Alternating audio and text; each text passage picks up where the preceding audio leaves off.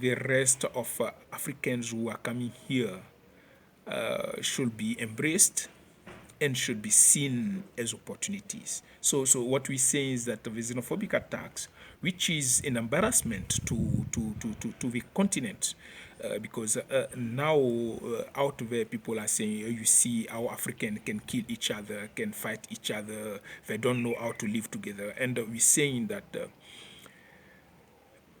in Africa, what we know best is to how to welcome people. And you'll go to each and every single African country, they have a word on welcoming. In South Africa, I think you call it Ubuntu. And it means a lot because in our continent, you don't need to know somebody to walk to his house, to knock, and to be welcomed in that house. And that we've been learning since we were very young. Our parents taught us.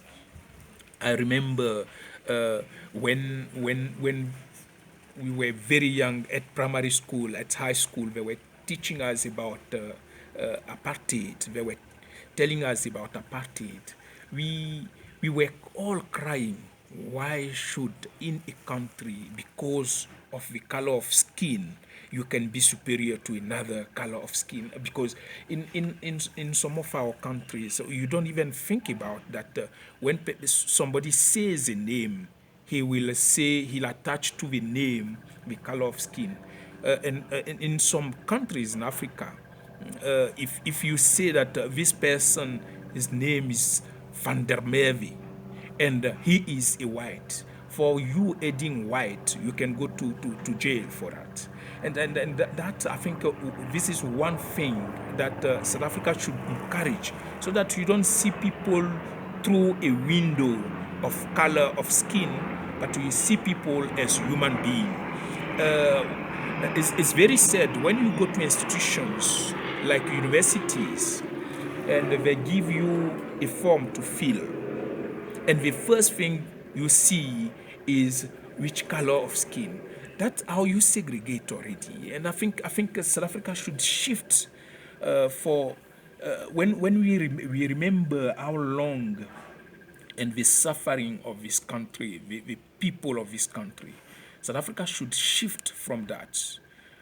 Should encourage people to see each other as human beings.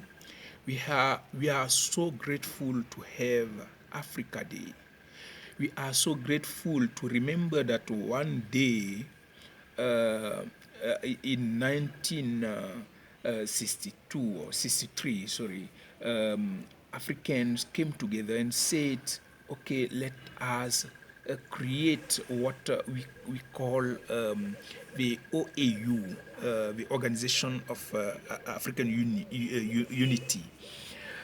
Today we have that day. The day should be celebrated for us to remember that we still need a lot to achieve. And we're using this opportunity to say that we have structures that the African Union, unfortunately, on the ground, so many people are crying, and these structures are seen as not responding to the cry of people. But these are, today, when you listen to people, the impression is that the structure is there to protect leaders who are abusing their own people. And I think it's very important that we celebrate and we remember that we want it to come together. Let us materialize it. Let us make it a tangible thing that Africans are living together. Africans can celebrate that achievement. Let us see Africa Day, the 25th of May. Let us see it as an achievement. How the continent can now move forward by improving the life of so many millions of people. That's one thing that now we need to talk about. But Africa Day is so important that we need to celebrate it.